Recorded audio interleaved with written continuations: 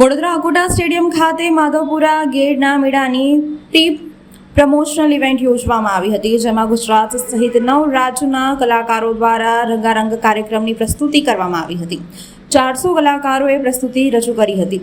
પૂર્વાંતર રાજ્યના ડાઓ શ્રી લેગાઈ પુંગ ઢોલક જેવા નૃત્ય રજૂ કરવામાં આવ્યા હતા। ગુજરાતના 11 કલાકાર વૃંદ દ્વારા આદિવાસી નૃત્ય રજૂ કરવામાં આવ્યું હતું। શ્રી કૃષ્ણના વિવાહના પવિત્ર ઉત્સવ મનાવવા ગેડોનો મેળો યોજવામાં આવે છે। આ પ્રસંગે આરોગ્ય મંત્રી ઋષિકેશ પટેલ ઉપસ્થિત રહ્યા હતા।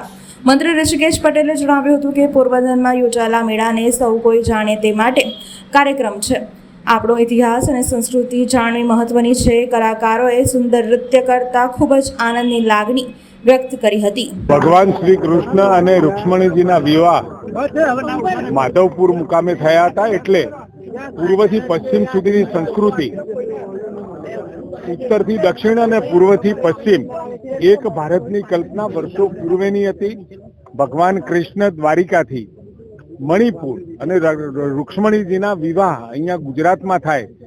સાંસ્કૃતિક વિભિન્નતાઓની વચ્ચે પણ આપણી ભૂગોળ, સાંસ્કૃતિક વિભિન્નતાઓ, અંતર, આ બધું કરતા પણ આપણા એક દેશમાં એક સંસ્કૃતિ, ભલે ભાષાઓ અનેક હોય, બોલીઓ અનેક હોય, પરંતુ આપણી દેશની જે વિરાસત અને એકતા અને સાંસ્કૃતિક જે વાત છે એ માધવપુરનો મેળા આપણને એ ઉજાગર કરે છે।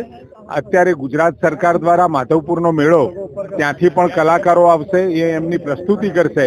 બે સંસ્કૃતિઓના મિલન સમાન આ મેળો છે। એ આખા ગુજરાતને અને આખા દેશભરની અંદર માધવપુરના મેળાની મહત્તા સમજાય એના માટેની, ને આપણા ગુજરાતમાં પણ આપણા જે મુખ્ય શહેરો છે એમાં પણ એની પ્રી ઇવેન્ટ અને એના કલાકારો ત્યાંની સાંસ્કૃતિક પ્રસ્તુતિઓ અહીંયા આપશે, જેથી કરી આપણને પણ અનેક સંસ્કૃતિઓનો પરિચય।